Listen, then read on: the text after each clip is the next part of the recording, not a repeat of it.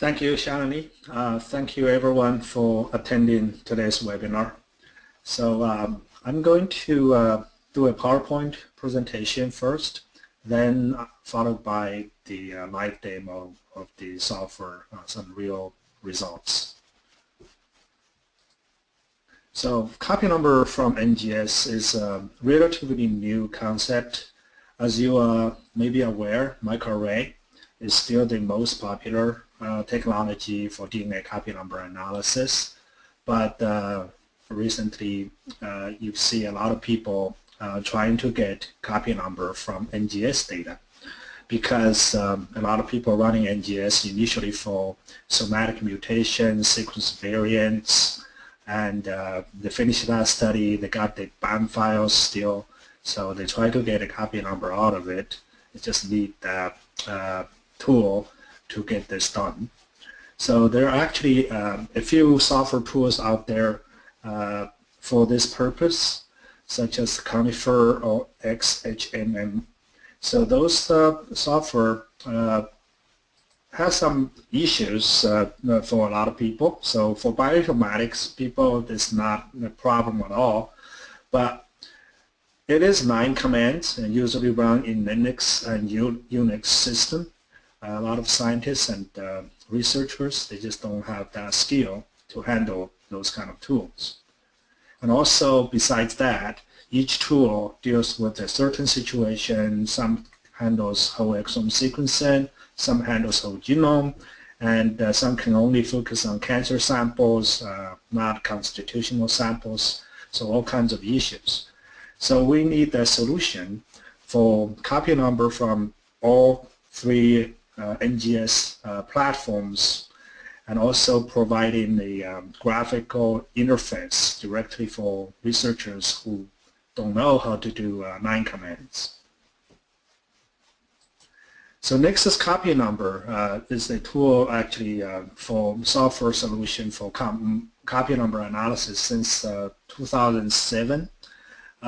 We actually will focus only on microarray in early years. Now NGS is getting popular, so a lot of people request that, so we add this function in Nexus Copy Number. So we have 2 ways to handle this. So if it's whole genome sequencing or whole exome sequencing for samples with matched normals, for example, in cancer situation you have the cancer tissue and also the pair-matched normal tissue, one-to-one relationship, then you can use the BAM NGCGH matched method. So the so-called BAM NGCGH matched method basically requires the BAM files. BAM files are the aligned sequence reads file. It's a very popular file. Everyone running NGS knows that. And then you take that one, let's say tumor BAM files against that one normal matched normal BAM files, and then you can get the copy number out of this. That's a one-to-one relationship. But a lot of situations people don't have the matched normals, so you can handle actually, let's say, constitutional samples or tumor samples. They just don't have the pair-matched normal. We call that pooled reference. What we can do is we actually take a batch of normal samples, not necessarily the control samples. So you can have any random samples as long as they don't share the same copy number, loss or gains in the same regions. You can use that to build a reference. This is called the BAM pooled reference method. So once the reference file is built, and you can take the individual test samples BAM file against that reference file, so to get the copy number out of this. So this is the BAM NGCGH matched method. Illustration is pretty straightforward. As you can see, let's say this is the control sample, chromosome 1. They have different reads attached to it. And then you have the test sample. You basically compare the reads in the same region. So the so-called regions or windows you can actually specify, and then you compare one-to-one relationship. For example, in this region, test sample has region 50, reads 15, and the control has only 6. So it's compared to that. You've got a gain call. Then in this region, you got a loss call because there's fewer reads than the control. So it's a pretty straightforward way to do that. For the BAM matched normal reference, you actually first you have to build a reference file, like I mentioned, to out of the batch of normal or control sample, whatever you want to call it. So you can have whole genome sequencing, whole exome sequencing, or target panel NGS data. So what it does, it basically take the reads from the fixed regions or region file, specified regions like the target panels. You provide a region file, and then you normalize them, divide the reads in each region by the total reads, and then we do a quantile normalization among the samples in the batch, and then store the median value for each region for all this pooled sample in the reference. And then you load the individual test sample, let's say tumor samples, BAM file, into Nexus Copy Number, and then that BAM file's reads will compare to the reference baseline, so to get the copy number. So that's the principle. So each region actually, we get the reads and compare either one-to-one relationship, the pair match way, or you use a reference baseline, you get the comparison. So basically what you want to do is to average the reads into the so-called pseudo probe. It's if people run microarray, you know, you actually have the probe on the microarray, but in NGS, you don't have the probes, you have the reads. So we actually use the average reads in that region, and we call that pseudo probe. And then to get a log2 ratio out of this, so from the baseline or from the pair match, you have compared it, you get a log2 ratio, you plot them out, you actually get those log2 ratio or scatter plot. So the next step is the so-called segmentation step. So out of this log2 ratio, the pseudo probes distribution, you try to identify those segments out of it. So the software would do that. For example, in this region, you have a copy number loss call out of this probes or pseudo probes. So the log ratio, this group of probes log ratio is lower than 0, which is the log baseline, and then the software will call that and generate the segment for copy number loss. You load the BAM files using the pool reference way. Not only you get a log2 ratio out of this is the whole genome view of all the 22 chromosome, autosome plus X and Y. You see the log2 ratio distribution, just like microarray. And also, you actually generate from the BAM file the so-called biennial frequencies, BAF, from the BAM files, basically using the SNPs to get the reads and then generate the biennial frequencies. So you can see this is almost identical to the SNP array situation. You get a log2 ratio on the top. You also get a biennial frequency at the bottom.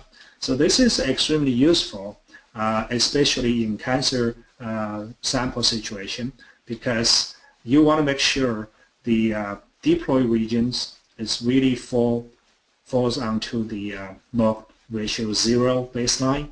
So how do you determine the deploy region is basically using the biennial frequency bands to identify that. For example, in the this chromosome 4 and 5, you see we have 3 bands in the biennial frequencies. So those are the AA band, AB band, and BB band. So if it's deploy region, you get 3 bands. In for the most part, some special situation you might get tetraploid, you also get 3 bands. But globally, you look at it. So in this case, those are the true deploy regions. But with copy number gain regions, you actually get 4 bands. And copy number loss region, like that, you get 2 bands. So those got the biennial frequency bands to guide you where the true dipole region is on the log2 ratio. Also, you can actually get the sequence variants integrated with the copy number call. Sequence variants, once you process the data in NGS pipeline, you get this so-called VCF file, stands for variant call file. So that basically is for the sequence variants like somatic mutations, small indels. For the reads, the aligned reads I mentioned earlier is the BAM file. So we use the BAM files to get the copy number call. Then we load the VCF file to integrate the sequence variants.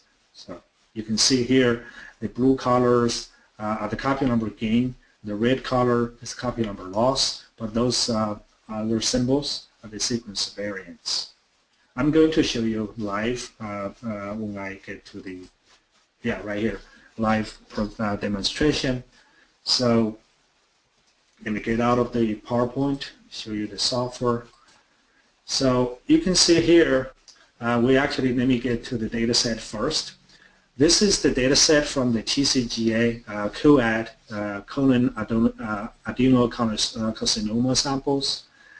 We have like 5 sets, so actually the same 5 samples. Each sample, we have microarray data. You can see the AFI SNP6 data. And also we use the pair matched way, BAM NGCGH matched way to get the copy number for this same sample because it does have the tumor pair match normal. And also we actually pooled, in this case, the 5 normal samples to get the pool reference and then use individual sample BAM file against that pooled normal. So we get the copy number also. So for the same sample, we have 3 different ways to get a copy number. So we just want to compare how they look. So you get the results.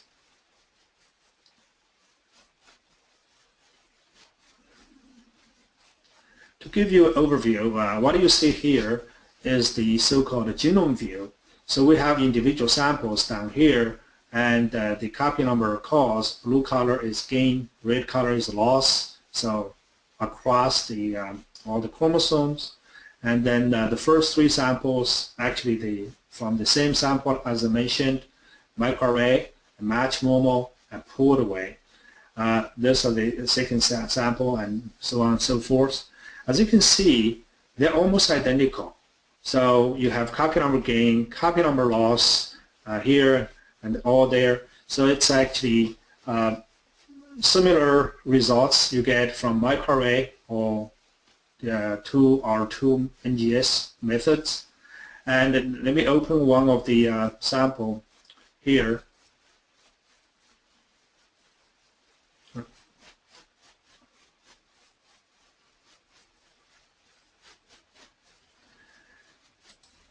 As you can see, this is a single sample I opened using the pooled way to get the copy number. So first you see the sample information. You can integrate all kinds of clinical factors with the sample, and then will show up right here. Now you go to the overview. I give you the chromosome, copy number gain and loss, as I mentioned. Blue color is the copy number gain, red color is copy number loss. Those symbols are lollipops. We call the sequence variants. For example, if you go to chromosome 17, you can see we have copy number loss right there. Also, with the loss, we call the arrow H, loss of heterozygosity, and also you see the sequence variants inside it. So if you, each one is actually stored in the table down below. If you go to the copy number, they actually gave you this call, say this is a copy number loss, this is a region, this is the size, this is the gene in that region. You can see inside we also have the sequence variants. You click it, you actually go to the other tab, sequence variants. It says this is a point mutation missense. The reference allele is C, and the tumor allele is T, and then the other allele is still C. So this is one point mutation, and this gene is DNA H2 inside the gene. So if you're zooming into it, you actually can see that gene right there is the DNA H2 right there. So as you can see, this is a typical example. You have a one copy number loss and arrow H also. So if you have mutation, you only have one copy of the chromosome in that situation. So there's no other copy of your chromosome to compensate this. You got a point mutation, not going to really affect the phenotype. Also, same thing for the those regions, those so-called copy neutral arrow H. So you can see we have no copy number call, but you got the arrow H call. Arrow H call basically means the two copies on each chromosome that are identical. So in this case, you have mutation going on inside that will have the exactly same effect as the copy number loss region, because there's no other allele to compensate this mutation. So this is just the one sample overview. As I mentioned, you can have as many samples as you want load into Nexus. You can actually view them together. So as this webinar is not talk about other functions, we have other webinars to cover that. I just briefly mentioned, if you have so many samples in the same project, this plot, which is called a frequency plot, will show you the common aberration regions. So for example, here you can see 40% of the samples show that copy number gain, and here 40% show the copy number loss. They all overlap, so they give you the overlapping region, which is important, especially for cancer samples. You really want to identify the common aberration regions and among the samples, and to give you the important region report.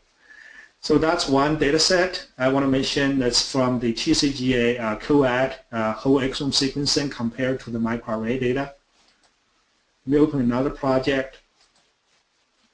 This project has different type of samples. So first, this set I selected. Let me show you the results. Those are the whole exome sequencing and the microarray alpha cytoscan data for constitutional samples. So the three samples, one is from microarray, one is from whole exome sequencing, the same here. So what do you see here? We have, yeah, I probably missed one here. We have copy number calls, but the samples all have this 22q loss. You can see the common aberration region, the peak right here says 100%. Everyone has that deletion. Actually, the sample's phenotype is the DeGeorge syndrome.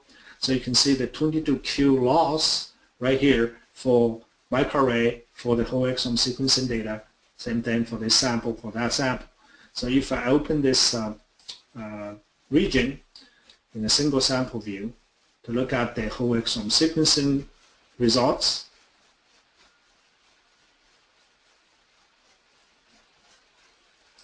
it actually shows you pretty clearly. You can see those pseudoprobes, the log ratio distribution is way below the log ratio 0 line in the neighborhood. So this is called copy number loss.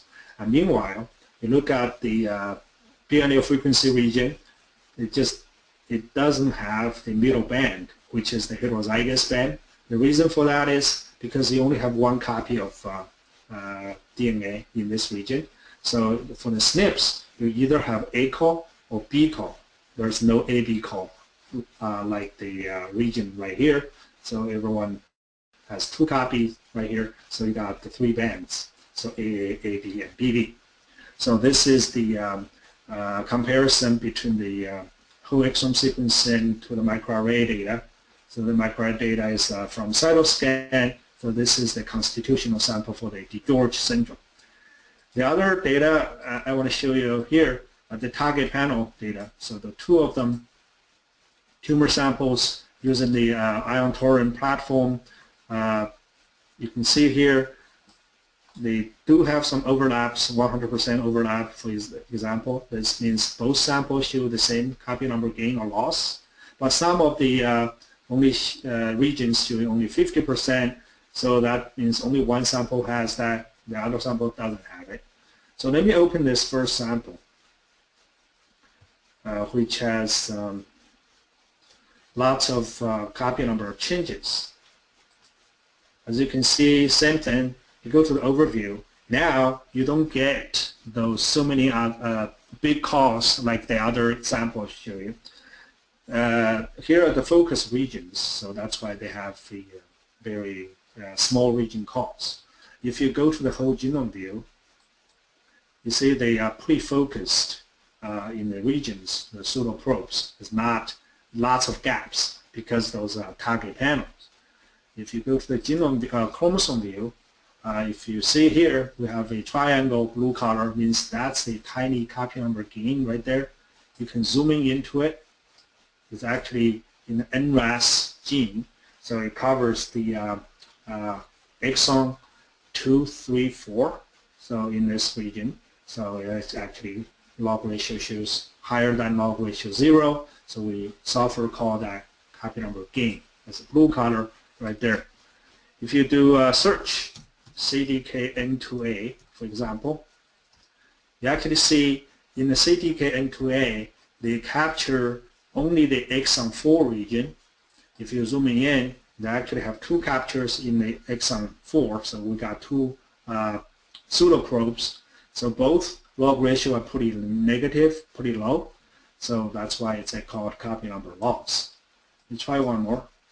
PP53. This one actually is called copy number loss. The capture for the target panel is much wider than the CDKN2A because it covers from chromosome here, I think it's 2, all the way to exon 2 to exon 15.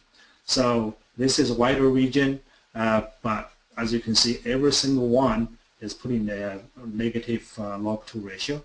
So that's the entire region has been called copy number loss. So this is the for the target panel situation. Last batch of sample I want to show you is the PJD sample. People run some PJD sample, PGS sample, using the so-called low-pass whole genome sequencing. The so-called low-pass means they only cover the entire genome at 0.1%, well, 0.1x. So it's way below the normal coverage when people do NGS study. Show you the results. So the reason for that is because they want to save cost. They also don't care about the small changes. They just want to see if the embryo has the large chromosome aberrations. As you can see here, we have a lot of regions with a copy number gain, entire trisomy on chromosome 14 for this sample and that sample. And here, this sample has actually quite a few copy number loss, and then also a trisomy on chromosome 22. So let me open that one sample.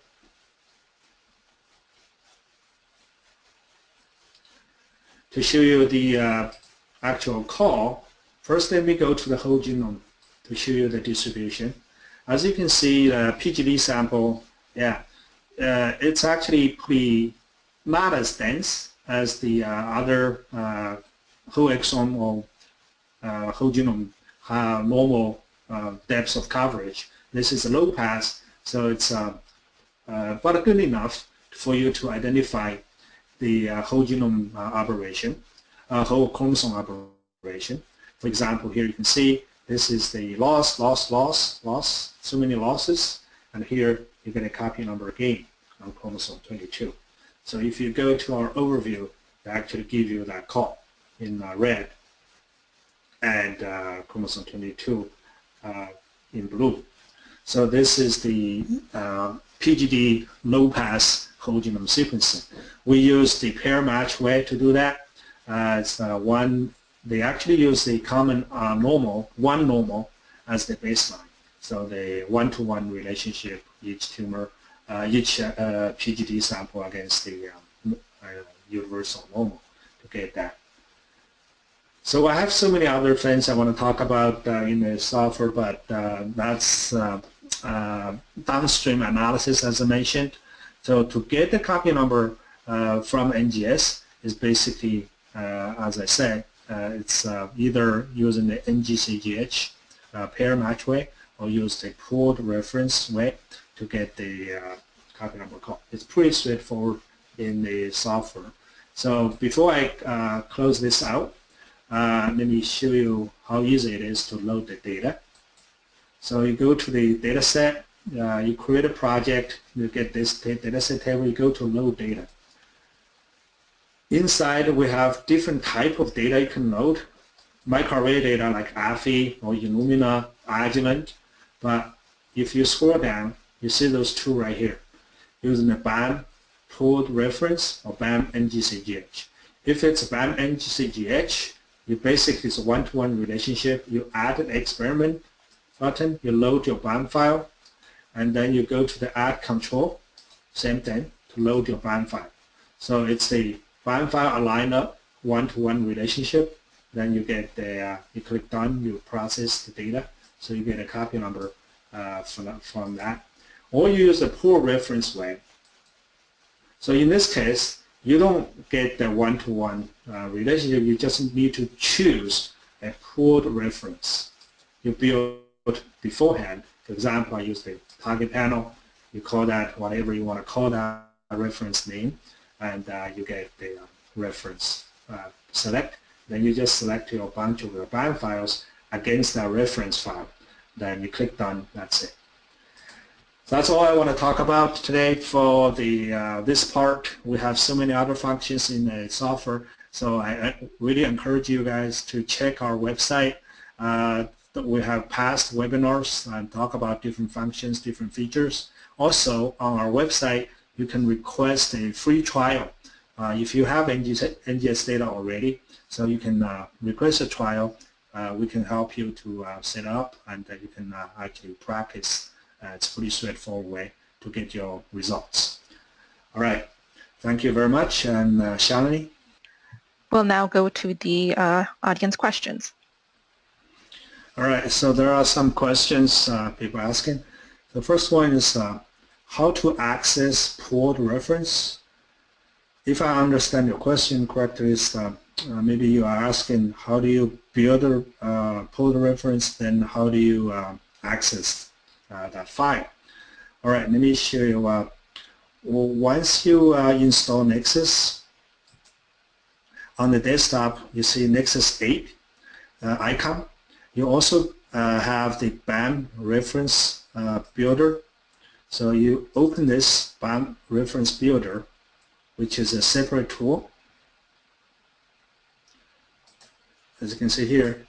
So you basically provide the BAM files. Like I said, you need a batch of normal, so-called normal, not necessarily kind of normal sample. As I said, random samples, as long as they don't share the same regions, copy number region, gain and loss, that should be okay.